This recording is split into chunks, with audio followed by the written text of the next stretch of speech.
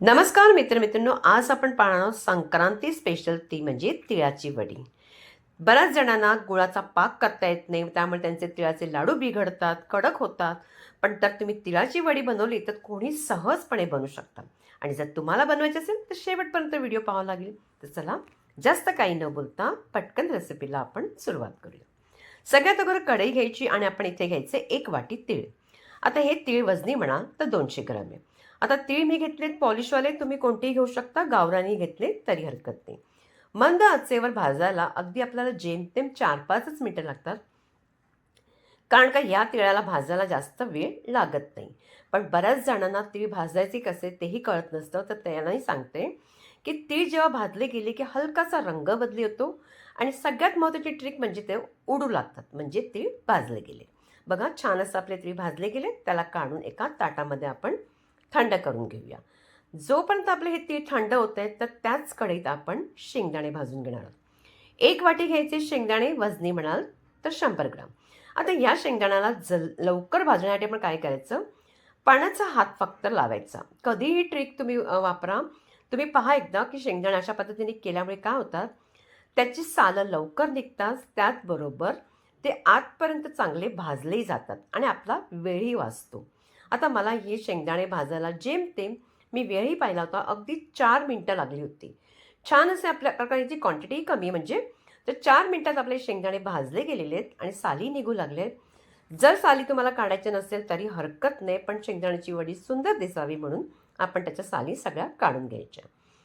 शेंगदाणे सगळे एखादा कोणत्याही किचनचा आपला जो कपडा असेल चांगला स्वच्छ असा तो घ्यायचा, त्याच्यावरती शेंगदाणे टाकायचे. हवं असेल जरासं थंड करा आणि नंतर हाताने चोळून घ्यायचं. आता ह्याचा फायदा काय, अशा पद्धतीने केल्यामुळे आपला किचन प्लॅटफॉर्म किंवा घर अगदी स्वच्छ राहतं. कुठेही आपली शेंगदाण्याची सालं कुठेही पडत नाही आणि अगदी सोप्या पद्धतीने आपले शेंगदाणे चांगले भाजले जातात. सॉरी, भाजले नाही, साली निघतात.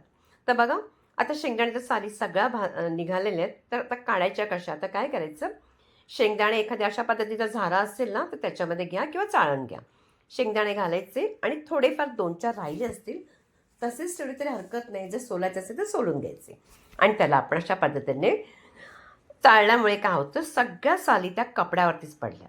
छान असे आपले भाजले गेले शेंगदाणे.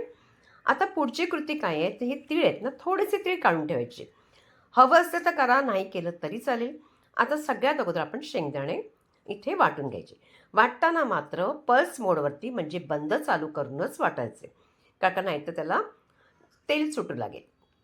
शेंगदाणे वाटले गेलेत ते सगळं काढायचे आणि याच पद्धतीने आपण तीळसुद्धा वाटून घ्यायचे. बंद चालू करायची मिक्सर आणि आपण त्याच्यामध्ये तीळसुद्धा वाटून घ्यायचे. आता हे तीळ बघा, मी याच्यात सगळे अगदी घातले, थंड करूनच घ्यायचे आणि शेंगदाणे आणि तीळसुद्धा. तिळाचंही मिश्रण आपले वाटलं गेलेलं आहे, पण मात्र एकच झालं माझं, तुम्हाला तिळाचं मिश्रण घालताना अगदी अगोदरच व्हिडिओ माझा जरा बंद झाला होता, म्हणून माफ करा. त्यानंतर आपण सगळं मिश्रण घातलं, नंतर मी घातले वेलची पूड आणि सुंठ पावडर, 1-1 चमचा घालायचं आहे आणि हे सगळं मिश्रण आपण व्यवस्थित मिक्स करून घ्यायचं आहे.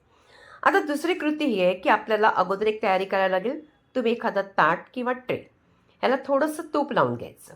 आता इथे माझ्याकडे ट्रे होती म्हणून मी ट्रेच घेतले, कारण का बऱ्याच वेळा मी बर्फी वगैरे बनवते म्हणून मी ट्रेच आणून ठेवली आहे. तर तुम्ही ताटी असेल स्टीलचं तेही चालेल.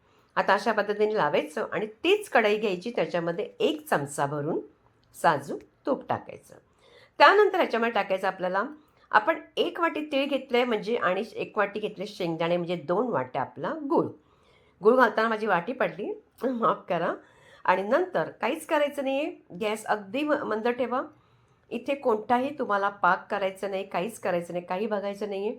फक्त गूळ चांगला वितळला गेला, 2-3 सेकंड फक्त, त्याच्यानंतर त्याला अशा पद्धतीने बुडबुड येऊ लागले की पटकन आपण जे तिळाचं मिश्रण आपण मिक्स करून ठेवलं होतं ते सगळं ह्याच्यात टाकायचं. आता तुम्हाला एक सांगते की जेव्हा ना अशा पद्धतीचं मिश्रण आपण टाकतो, जर तुम्ही नॉनस्टिक घेतलं ना तर तुम्हाला सहजपणे हे मिश्रण अगदी मिक्स करायला बरं होईल. का माहिती आहे का, स्टीलची कढई अगदी थोडीशी तापते, त्यामुळे ते थोडंसं मिश्रण खाली तळाला लागू शकतो. म्हणून तुम्ही काय करा की कधी नॉनस्टिक असेल तर उत्तमच आहे, नसेल तर हरकत नाही, फक्त तुम्हाला जरा अवघड जाईल जरासं. मला लाकडी त्या याच्याने होत नव्हतं म्हणून मी स्पॅच्युला घेतले, त्याच्यामुळे व्यवस्थित मिश्रण सगळं काढता येईल आता. आता हे सगळं मिश्रण आपण काढायचं आणि ट्रेमध्ये टाकायचं. आता ट्रेमध्ये टाकल्यानंतर आपल्याला व्यवस्थित सगळं अगदी छान असं आपण त्याला थापून घ्यायचं. अगदी अगदी व्यवस्थित करा, जितक्या वड्या पाहिजे. आता मला पूर्ण काही ट्रे माझी भरलेली नाही आहे, कारण ते ट्रे जर भरली तर मात्र पातळ होईल. म्हणून या पद्धतीने मी सगळं व्यवस्थित स्पॅच्युलाने चांगलं केलं आहे, किंवा वाटी घ्यायची, त्याच्याने अगदी तुम्ही त्याच्या पद्धतीने फिरवू शकता, म्हणजे व्यवस्थित चांगले अगदी आपलं छानसं मिश्रण आपलं थापलं जाईल. त्यानंतर हे आपण जे तीळ ठेवले होते ते तीळ थोडेसे घालायचे. हे फक्त तीळ त्यासाठी घेतलेत की वड्या जरा छान दिसतात. तुम्ही काजू, बदाम पातळचे काप काढून तेही घालू शकता. मी काय केलं, तिळी घातलेत आणि त्याचबरोबर कलिंगडाच्या बिया होत्या थोड्याशा, त्याही मी घातल्यात. नाही घातला तरी वड्यांची चव काही बिघडणार नाही, वड्या छानच लागणार आहेत. पण जर तुम्ही संक्रांतीला करत असाल ना, तर अशा पद्धतीने करा. अगदी तुम्हाला सोपंही आहे. लाडू नाही केले तरी अशा पद्धतीने वड्या छोट्या छोट्याशा करून तुम्ही देऊ शकता. आता काय करायचं, हे मिश्रण थंड होण्या अगोदर अगोदर तुम्ही सुरीला हलकंसं तूप लावा जरासं, आणि अशा पद्धतीने लहान मोठ्या ज्या आकारात तुम्हाला कापायच्या असतील वड्या, कापताना फक्त दाबून, तुम्ही सुरीने दाबून अशा पद्धतीने त्याला आपण वड्या पाडून घ्यायच्या. पाडल्यामुळे काय होईल, आपल्या वड्या व्यवस्थित निघतील. जर तुम्ही थंड केलं हे मिश्रण आणि नंतर वड्या पाडू लागलात तर मात्र वड्या पाडल्या जात नाही, तुटतील आणि काही होणार नाही आहे. तर बघा सगळं झालं आहे. आणि त्यानंतर मी 15 मिनटं त्याला ठेवलं होतं थंड करायला अगदी. बघा वड्या तुम्हाला दिसतच आहेत. मला काहीच करावं लागत नाही, ते आपण व्यवस्थित सुरीने केल्यामुळे अगदी व्यवस्थित त्याच्या वड्या छान अशा पडलेल्या आहेत. अगदी मस्त आपल्या वड्या झालेल्या आहेत तिळाच्या. आणि सगळ्या तिळाच्या वड्या बघा किती व्यवस्थितरित्या निघत आहेत. कुठलीही तिळाची वडी चुकत नाही आहे. सगळं मिश्रण आपलं परफेक्ट दिलेलं आहे. जास्त म्हणजे आपल्याला आपलं जिन्नसही नाही आहेत. अगदी अशा पद्धतीचे अगदी तिळाची वडी बनवायला कोणी सहज बनवू शकेल. तोडूनही दाखवते बघा, किती खुसखुशीत अशी झालेली आहे. खायला म्हणाल ना, अगदी अप्रतिम लागते. जर तुम्हाला बनवायचे असेल तर मात्र तुम्ही नक्की बनवून बघा. आणि आवडली असेल रेसिपी तर जास्तीत जास्त लाईक करायचे, प्रत्येकांकडे शेअर करायचे. मी वेगवेगळे तुम्हाला शॉर्ट व्हिडिओही देण्याचा प्रयत्न करते, म्हणून मला प्लीज सपोर्ट करायचं आहे. आणि पुन्हा भेटायचे आपण एका छानशा रेसिपीबरोबर.